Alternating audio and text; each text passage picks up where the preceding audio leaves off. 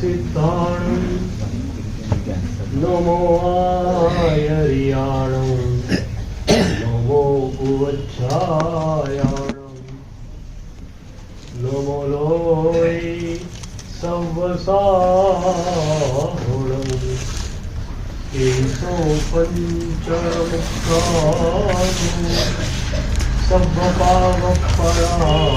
सब्बपावपराशरणं मंगलानं च सव्वेसिं परमं भवै मंगलम् मंगलं श्रीमदर्हन्तो मंगलं दिनशासनं मंगलं सकलसंगो मंगलं पूजकामि कृपापराधेऽपि जने कृपामन्थरतारयो ईषद्बाष्पार्द्रयोर्भद्रं श्रीवीरजिननेत्रयो कमले धरणेन्द्रे च सुभोषितं कर्म कुर्वति प्रभुस्तुल्यमनोरुक्ति पार्श्वनाथ श्रीस्तुव ज्ञान ध्यान क्रियादिकार्य कुशल प्रद्युम्न जेता गुरु आन्तरलोचनमेकमस्ति सुतरां प्रोद्भासितं यस्य वै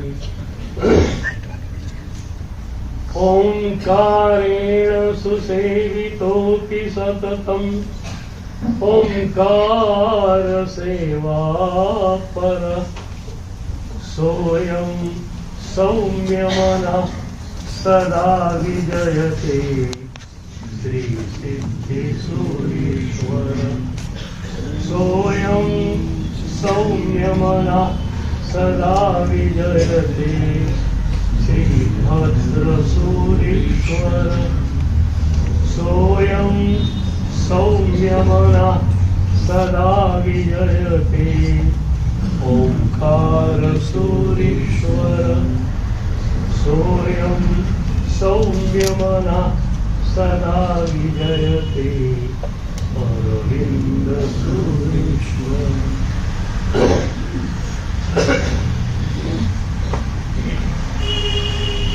पूज्यपाद आनंद घरजी भगवंतनी परावाणी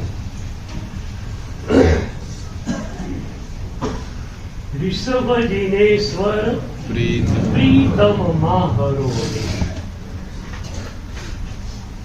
एक વાર પરમાત્માના પરમ પ્રેમમાં ડૂબી જઈએ આનંદ જ આનંદ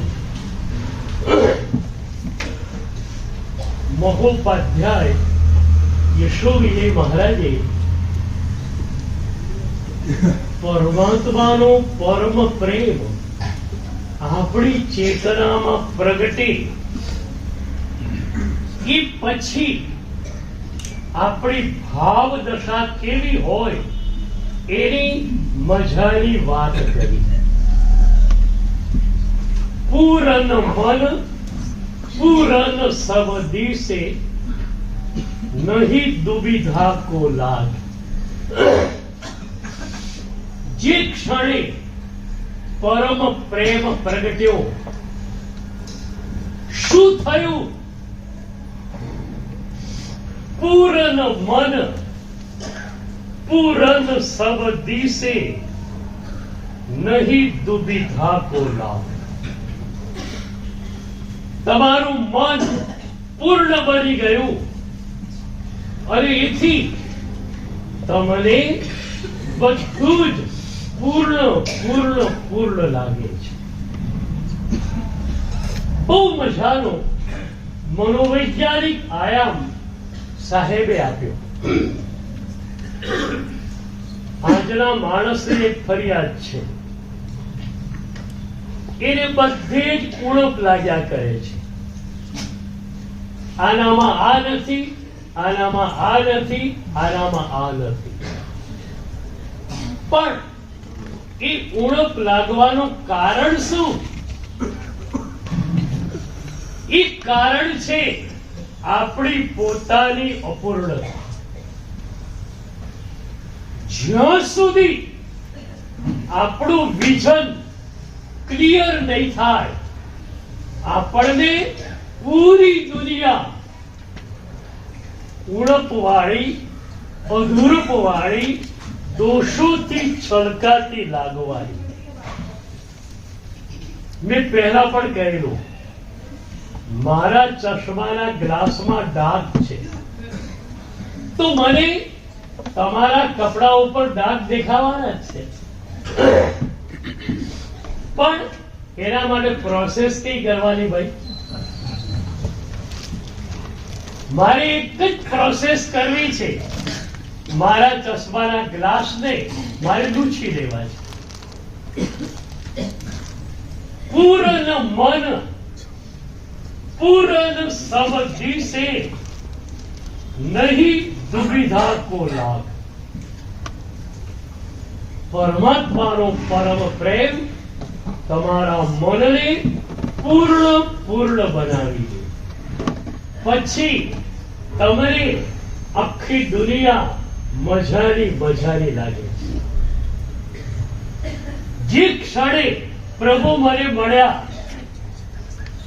મારી બધી જ ફરિયાદો પ્રભુએ લઈ લીધી. પ્રભુએ એવું તો પોઝિટિવ એટીટ્યુડ મને આપ્યું કે એક પણ વ્યક્તિમાં દોષ મને ક્યારે દેખાય નહીં.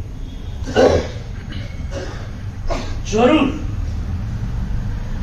ગુરુની ભૂમિકા ઉપર છું એટલે યોગક્ષેમ કરવાની દૃષ્ટિએ શિષ્યમાં રહેલ દોષોને જોઈ શકું છું, એને પ્રેમથી સૂચના આપી શકું છું. પણ એ દોષને કારણે મને કોઈ અકળામણ થતી નથી. પૂર્ણ મન પૂર્ણ સબ દિશે. પૂજ્યપાદ જય ઘોષુરી દાદા સવારના પટ્ટ ગળવા માટે તૈયાર થયેલા. સામે પટ્ટ પથરાઈ ગયેલું, નૌકારવાળી સાહેબજીના હાથમાં ગળવાની શરૂઆત ગુરુદેવ કરી રહ્યા છે. એ જ વખતે એક મુનિરાજ સાહેબના ખંડમાં આવ્યા. સાહેબ તો મહાગીતાર્થ હતા.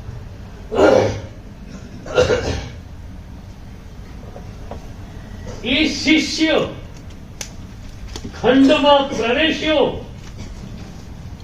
સાહેબજીને ખ્યાલ આવી ગયો કે કંઈક પૂછવા માટે આવી રહ્યો છે.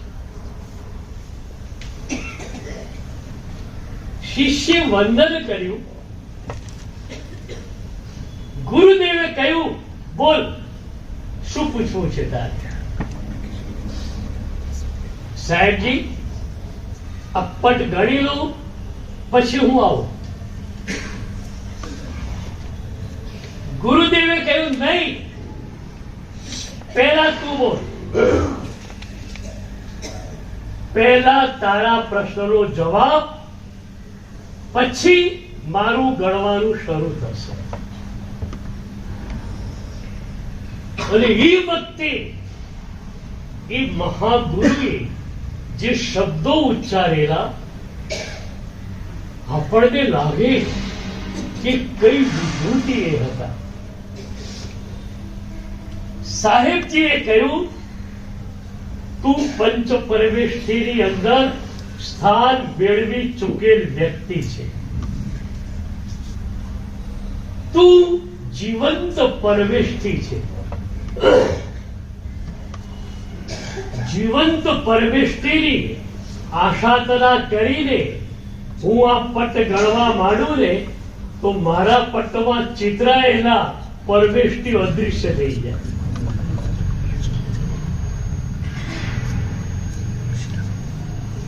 એક મહાગીતાર્થ ગુરુ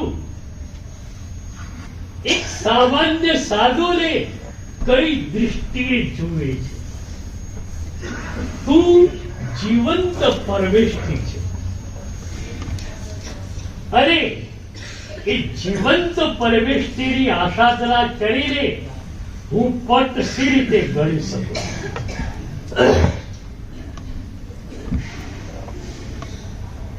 પ્રભુનો પરમ પ્રેમ કેવી રીતે આપણી દૃષ્ટિને બદલે એના માટે સાહેબજીના આ શબ્દો કાયમ માટે યાદ રાખજો. જીવંત પરમેશથી કેટલા બળભાગી આપણે છીએ કે અરિહંત પરમાત્માનું દર્શન જીવંત પરમેશથી રૂપે આપણી પાસે નથી. સિદ્ધ પરમાત્મા તો સિદ્ધ શિલા ઉપર બિરાજમાન છે, પણ ત્રણ જીવંત પરમેશનું દર્શન આપણને આજે પણ ઉપલબ્ધ છે. આચાર્ય પરમેશથી, ઉપાધ્યાય પરમેશથી, સાધુ પરમેશથી, ત્રણ જીવંત પરમેશનું દર્શન આપણને થાય છે. પરમેશથી શબ્દનો અર્થ ખ્યાલમાં કરો.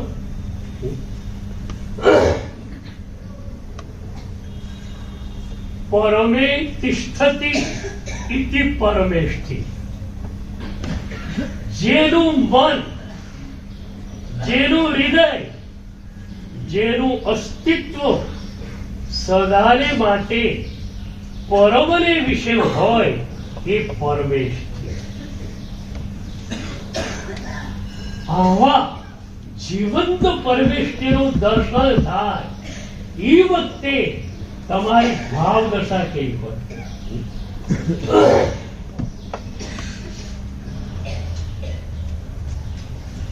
તમને તો થઈ જ જાય ને કે મારે પણ જીવંત પરમેશથી બની જવું છે, બરોબર?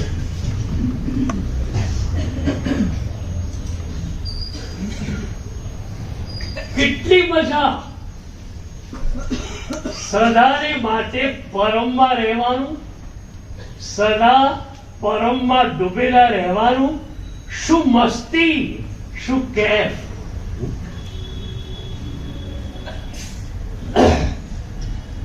તમારે માટે ડિસ્કાઉન્ટમાં આ વાત કરી આપો. હવે તો વાંધો નહીં.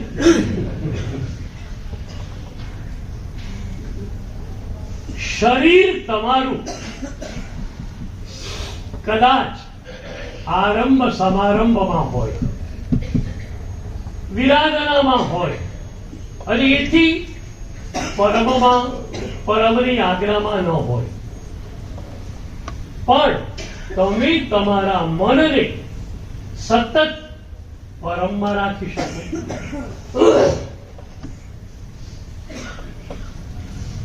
કેટલી સરળ વાત છે. જ્યારે જ્યારે શરીર દ્વારા વિરાધના થતી હોય એ વખતે વિરાધનાનું દર્દ તમારા મનને કોરી ખાતું હોય તો એ વખતે તમે એ મન પરમમાં રાખ્યું છે એમ કહી શકાય. 24 કલાક તમે તમારા મનને પરમમાં રાખી શકો છો. You can do this, but if you desire.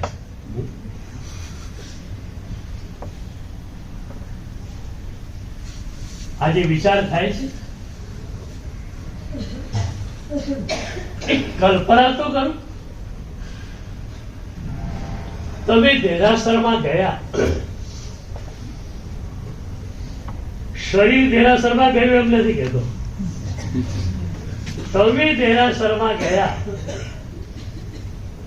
અને તમારું મન પ્રભુમય બની ગયું, અને એ વખતે તમને જે આનંદ મળ્યો એ આનંદ 24 કલાક તમને મળતો હોય, તમે ગુમાવો ખરા? જ્યાં છો ત્યાં જ તમે રહી શકો, અને છતાં તમે પણ અપેક્ષાએ પરમેષ્ઠી બની જાઓ.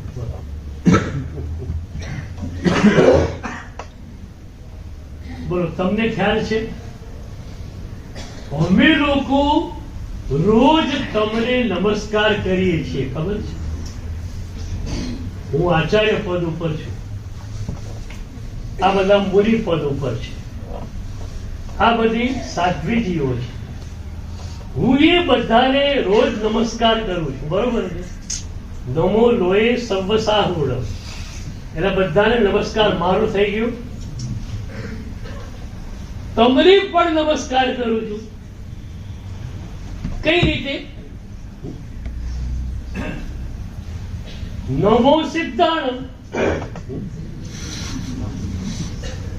હું એવું નથી કહેતો કે ભૂતકાળમાં સિદ્ધ ભગવંત થયા એને જ મારો નમસ્કાર છે.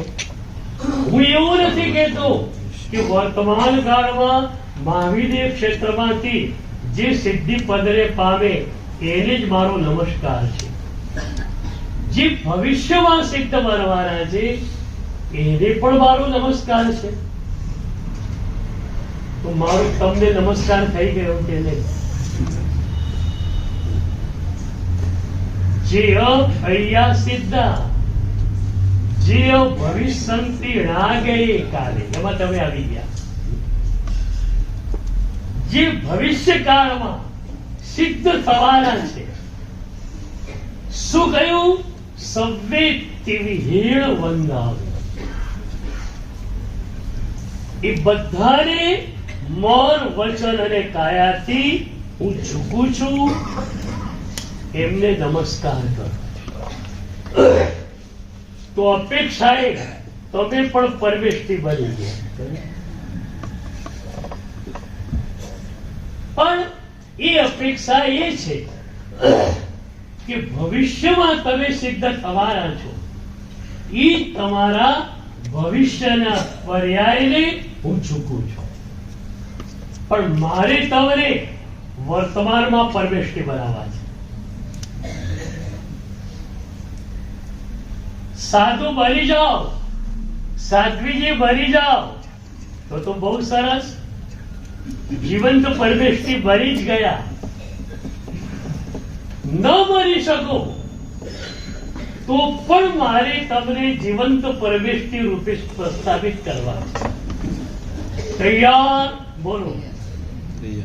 હવે આમાં તો કઈ વાંધો નથી. તૈયાર?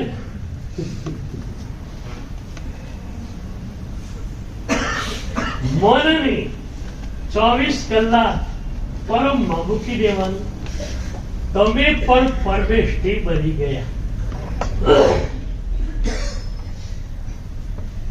વ્યાખ્યા છે પરમે તિષ્ઠતિ ઇતિ પરમેષ્ઠી. જે પરમમાં રહે છે એ પરમેષ્ઠી છે. તમે મનથી પરમમાં છો તો એ અપેક્ષાએ તમે પરમેષ્ઠી બની ગયા. કેવું આ જીવ શાસન છે વિચારો. પૂરન મન પૂરન સબ દિશે નહીં દુવિધા કો લાભ. કોઈ ફરિયાદ ન રહે. જે ક્ષણે આપણી ચેતનામાં પ્રભુ પધાર્યા, બસ પૂર્ણતા જ પૂર્ણતા. બધું જ મજારો મજારો છે. એ વખતે તમારી પાસે એક પ્રભુની સાધનાનો મજાનો દૃષ્ટિકોણ આવે કે જે ક્ષણે જે ઘટના ઘટવાની છે એ ઘટવાની જ છે. તમારા જીવનમાં આજે કોઈ ઘટના ઘટે, ભલે સાંજે ઘટવાની છે, તમને ખ્યાલ નથી, પણ અનંત કેવલ જ્ઞાની ભગવંતોએ પોતાના જ્ઞાનમાં એ ઘટનાને ઘટિત થતી જોયેલી તરીકે. હવે એ ઘટના ઘટે, ભલે તમારા માટે અપ્રિય ઘટના હોય, પણ એક મજાનો એંગલ તમે એવો સરસ લાવી શકો કે અપ્રિય ઘટના અપ્રિય ન રહે. આ બહેનો કારેલાનું શાક બનાવે ને, પણ ગળચટ્ટું બનાવે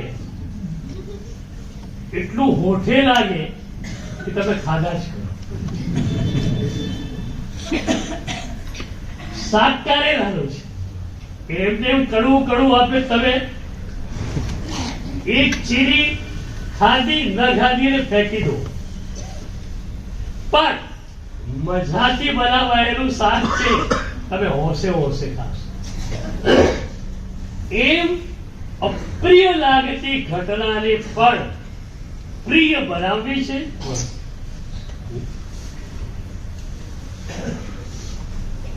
તો ધારો કે આજે 4 વાગે એક અપ્રિય ઘટના ઘટી, એ વખતે તમે વિચારો કે આ ઘટનાને અનંત કેવળ જ્ઞાની ભગવંતોએ પોતાના જ્ઞાનમાં ઘટિત થતી જોઈ રહી છે. તો અનંત કેવળ જ્ઞાની ભગવંતોએ પોતાના જ્ઞાનમાં જે જોયેલું હોય એ તો બને જ. એ ન બને એવું સી રીતે બને? શક્ય જ નથી. પણ એમ થાય કે આ અપ્રિય ઘટના મારા જીવનમાં અત્યારે ઘટી, એ અપ્રિય ઘટનાને અનંત કેવલ જ્ઞાની ભગવંતોએ જોયેલી છે, એટલે કે આ અપ્રિય ઘટના ઉપર અનંત કેવલ જ્ઞાની ભગવંતોની દૃષ્ટિ પડેલી છે. અરે વાહ! મારા ઉપર અનંત કેવલ જ્ઞાની ભગવંતોની દૃષ્ટિ પડે તો હું ધ્યાન થઈ જાઉં, તો મારા જીવનની ઘટના અને એના ઉપર અનંત કેવલ જ્ઞાનીઓના જ્ઞાનની નજર પડે તો હું તો ધ્યાન જ થઈ ગયું. બોલ કારેલાનું શાક, આમ એવું થઈ ગયું.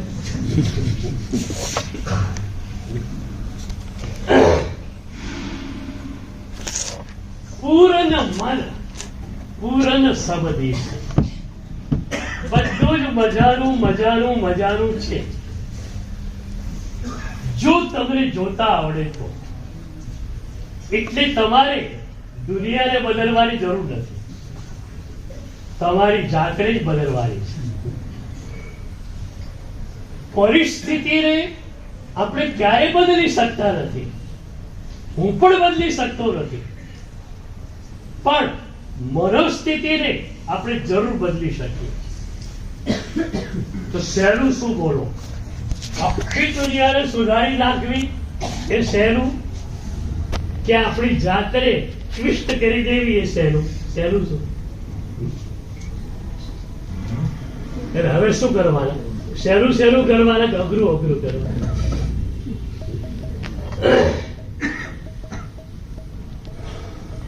ઘટના ઘટ્યા કરે. હવે છે ને, એક પણ અપ્રિય ઘટના ઘટે, એક જ વિચાર લાવવાનો, આ મારી ઘટના મને અપ્રિય લાગે છે, પણ એ ઘટના ઉપર અનંત કેવલ જ્ઞાનીઓની દૃષ્ટિ પડી છે. અરે ભાઈ, એક મહાપુરુષની નજર પડે ને તો પણ આપણું કલ્યાણ થઈ જાય. અનંત કેવલ જ્ઞાનીઓની નજર આ ઘટના ઉપર પડી છે, અને હવે એ ઘટના અપ્રિય હોઈ શકે ખરી?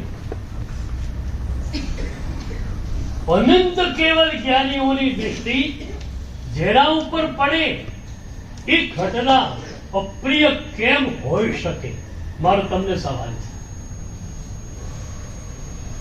કન્વિન્સ થઈ ગયા મારી જોડે? એટલે અત્યારે બહાર જઈને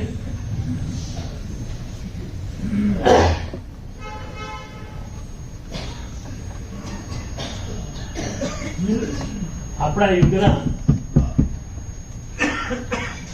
મહાન સાધના પુરુષ પન્યાસ ગુરુદેવ ભદ્રંકર વિજય મહારાજ સાહેબના ગૃહસ્થ શિષ્યો ઘણા બધા હતા અને એમાં એક હતા ઋષભદાસજી, જે ચેન્નાઈમાં રહેતા હતા. એકવાર ઋષભદાસજી 10 વાગે પોતાના ઘરેથી પોતાની ફેક્ટરી તરફ જઈ રહ્યા છે. બધું કામ દીકરાઓ સંભાળે છે, ખાલી ક્યારેક પોતે જોવા માટે જાય. તો એ નીકળ્યા. ચેન્નાઈની બહાર ફેક્ટરી છે. શહેરની બહાર નીકળ્યા. એક વૃક્ષ નીચે એક સંતને, હિન્દુ સંતને બેઠેલા જોયા.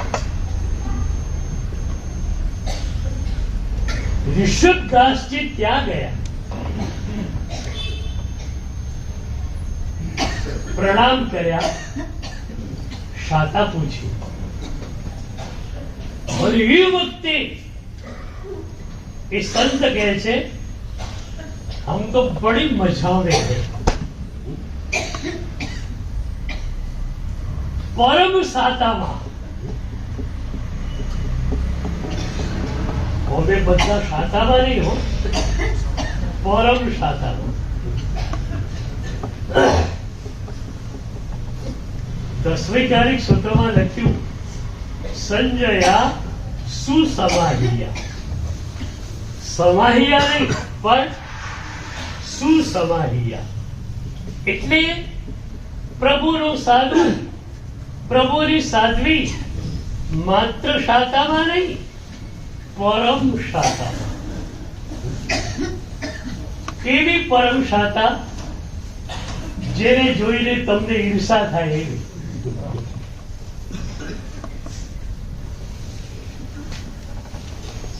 ઋષભદાસની પાસે ટિફિનમાં ભોજન હતું. થોડુંક સંતરે વરાવ્યું. પછી તો રોજ જાય, રોજ સંત જોડે બેસે, 5-10 મિનિટ સત્સંગ કરે. એમાં ઋષભદાસજીને ખ્યાલ આવ્યો કે નજીકમાં રક્તપિત્તીયાઓનો આશ્રમ છે, કોળિયાઓનો. ત્યાં સંત સેવા માટે જાય છે. ऋषभदासजीने ख्याल आयो. एवढे क्यों बाबा ऐसा नहीं करना चाहिए, ये तो रक्त पित्त का दर्द है, आपको लग जाएगा तो आप वहां न जाओ. संत प्रेम थी हस्या करे છે, કોઈ જવાબ આપતા નથી.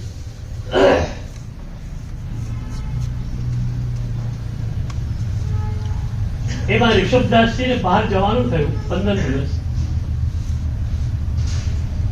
16મે દિવસે ઘરથી ફેક્ટરી જાય છે. એ જ વૃક્ષ આવ્યું, એ જ સંત બેઠેલા, પણ શરીર બિલકુલ ધોળું ધક થઈ ગયું. કોઢનો રોગ લાગુ પડી ગયો. લોહી અને પરુ શરીરમાંથી બહાર આવે.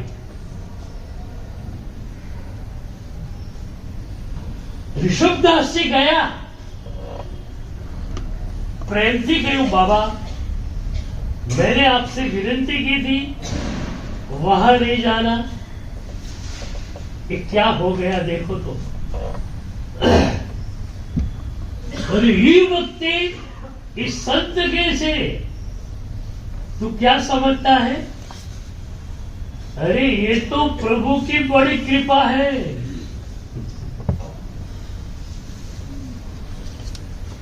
ઘટનાને કઈ રીતે જોવી એનો એક મજાનો એંગલ છે। ये तो प्रभु की बड़ी कृपा हो गई मुझ पर। मैं भी प्रवचन में कहता था कि शरीर में क्या है? शरीर में सिर्फ गंदगी है, और वो गंदगी बाहर निकल जाए तो एक आदमी दूसरे के पास बैठेगा नहीं। मैं प्रवचन में ऐसी बातें करता था, लेकिन फिर भी मेरे पास बॉडी अटैचमेंट था। आ संत ज होय जे निखालसताथी पोताना दोषोनी पण कबूलात करी शके। मैं कहता था कि बॉडी अटैचमेंट नहीं रहना चाहिए, लेकिन मेरे पास बॉडी अटैचमेंट था। शरीर पर राग मेरे पास था। ये प्रभु ने कितनी बड़ी कृपा की, जो अंदर था वो बाहर ला दिया। अब जो थोड़ा भी बॉडी अटैचमेंट था वो टूट गया। ओ ये तो कितनी बड़ी प्रभु की कृपा होगी।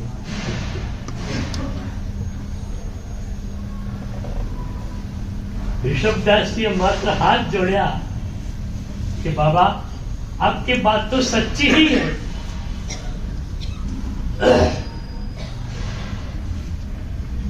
एक दिवस पछी संत त्यागी अदृश्य થઈ ગયા। क्या गया हसे? हवानो पत्तो लागे तो संतनो पत्तो लागे।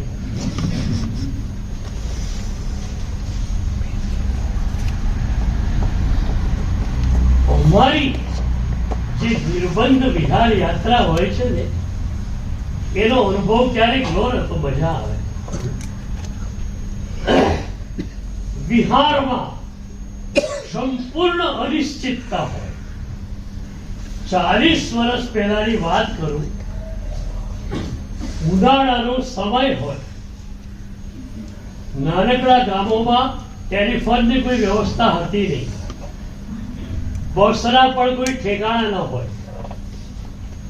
અમે લોકો ઉનાળાની અંદર નૌકાસીના ટાઈમે कि इतनी पर 5 कलाक पछी सामे गाम पहुंचीए। लोको भावुक होय, साहेब पधार्या, बहुत सरस। अमे देरासरे जईए, पछी पाणी उकाळवानुं काम ए लोकोनुं शरू थाय। अर्धो पोणो कलाक पछी गरम गरम पाणी ने लावीए। तरस लागेली होय। એ ગામડા ગામમાં થાળ પણ પૂરતા ન હોય। અમારા પાત્રાની અંદર પાણી અમે ઘણીવાર ઠારેલું, પણ એ વખતે જે વિહારની મજા હતી એ ખરેખર મજા હતી। જેટલી પ્રતિકૂળતા વધારે એટલો અમને આનંદ વધારે આવે। એ ઉનાળાના સમયમાં 9 અને 9:30 વાગે પાણી મળે અને છતાં એ આનંદ આવતો। સૂત્રપુરુષમાં લાગી જતા, પ્રભુની ભક્તિ કરી અને સીધો સ્વાધ્યાયમાં લાગી જતા। પાણી વાપર્યું ન વાપર્યું, ફરી સૂત્રપુરુષથી ચાલુ। એકાશનું હોય, બપોરે ઓરવા જવું છે। આજે પણ મને એ સમય યાદ આવે છે કે એટલી પ્રતિકૂળતા વચ્ચે જે આનંદ માણેલો છે. હું મારા શિષ્યોને ઘણી વાર કહું કે તમે તો બધા સિલ્વર સ્પૂન બોર્ન છે.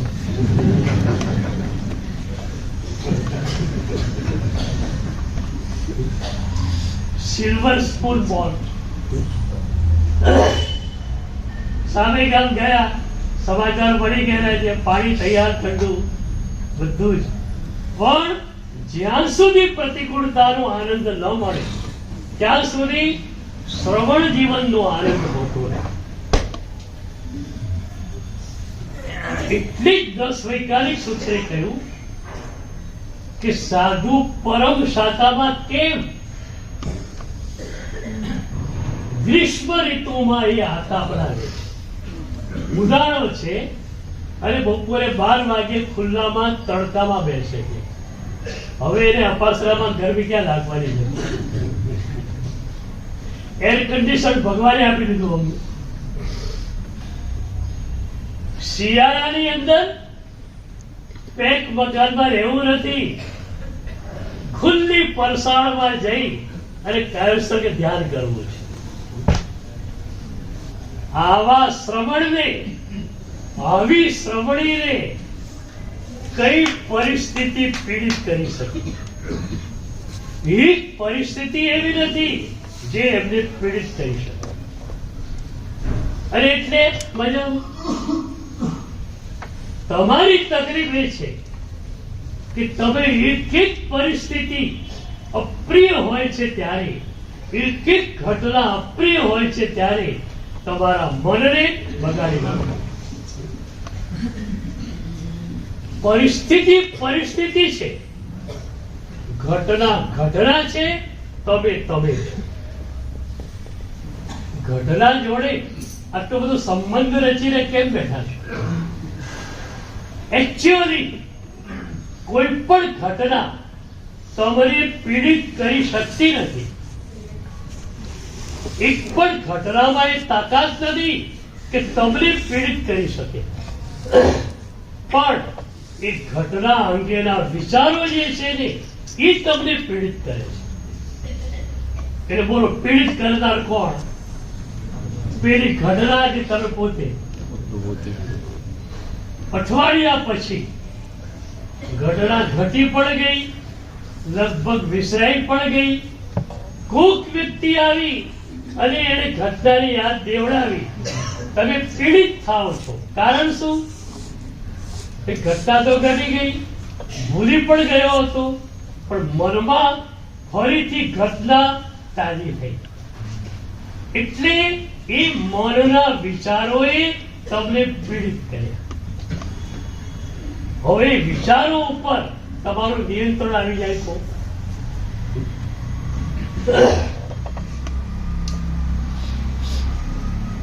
અમારી સાધના એવી કક્ષાએ પહોંચે છે કે જ્યારે અમારી પાસે વિચાર નથી હોતા. અમારા વિચાર અમને પીડા ન કરે એ વાત નથી. We are thoughtless persons. વિચારો જ નથી આવતા. રામકૃષ્ણ પરમહંસ કહેતા કે બ્રાહ્મણો જમવા માટે ભેગા થયેલા હોય, લાડુ ભજીયા દાળ પીરસાતા હોય, અવાજ અવાજ અવાજ હોય ભોજનશાળામાં. પણ જ્યાં હર હર મહાદેવ બોલાય અને ભોજન શરૂ થાય પછી ચુપ્પી, પછી કોઈ અવાજ નથી. એમ અનુભૂતિ જ્યાં શરૂ થઈ ગઈ ત્યાં વિચારોનો ઘોંઘાટ ક્યાં છે?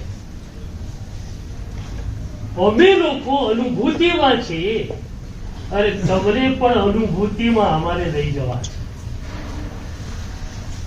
એક સ્વની અનુભૂતિ થઈ ગઈ, આનંદ જ આનંદ. પહેલા પણ મેં કહેલું, તમે આનંદ ઘન છો. એ બધા કોણ છો? આનંદ ઘન. તો કેમ પીડા ઘન ભરી જાવ?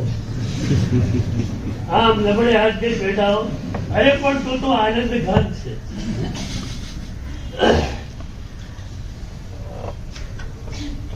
થોડા દિવસો પછી ઋષભદાસજીને ચેન્નાઈથી મુંબઈ જવાનું થાય છે.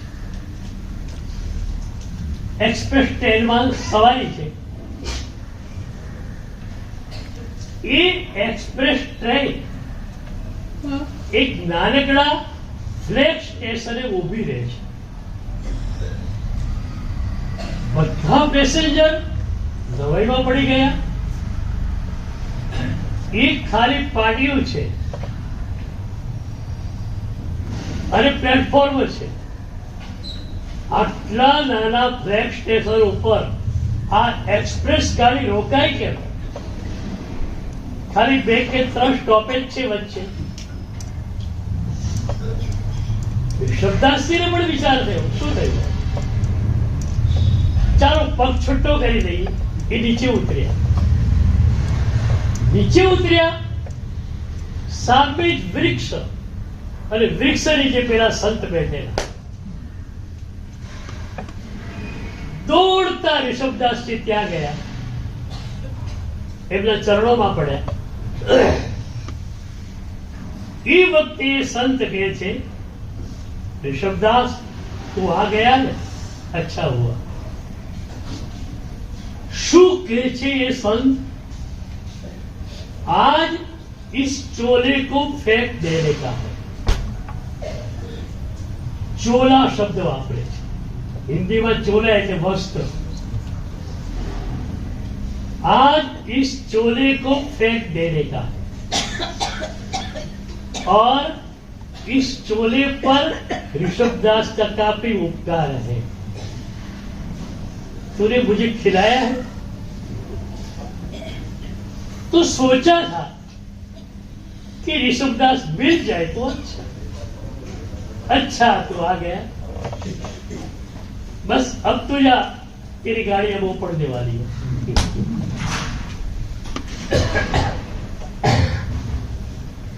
ऋषभदास जी दौड़ता गाड़ी तरफ गया.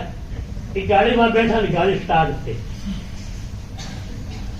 પાછળથી અમે તપાસ કરી કે નાનકડા સ્ટેશને ગાડી કેમ ઉભી રહી. ઘણા લોકોએ ડ્રાઈવરને પૂછ્યું. ડ્રાઈવરે એક જ વાત કરી કે મશીનમાં ક્યાંય કોઈ ગડબડ નહોતી. પૈડા જ અચાનક ત્યાં આગળ થોભી ગયા. કોશિશ ઘણી કરી પણ ગાડી ચાલે જ નહીં. મને બી સમજાતું નથી. ડ્રાઈવર કહે છે કે ગાડી થોભી કેમ?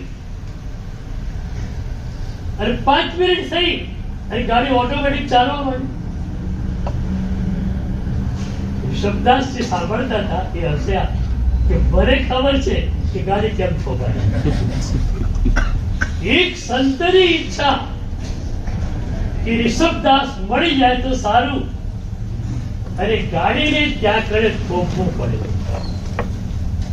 પણ આવી જેમની પ્રબળ ઈચ્છા શક્તિ હતી, એ સંતે પણ પોતાનો કોઢનો રોગ જાય એવી ઈચ્છા વ્યક્ત નહીં કરી. કેમ? પૂર્ણ મન પૂર્ણ સમદિવસે.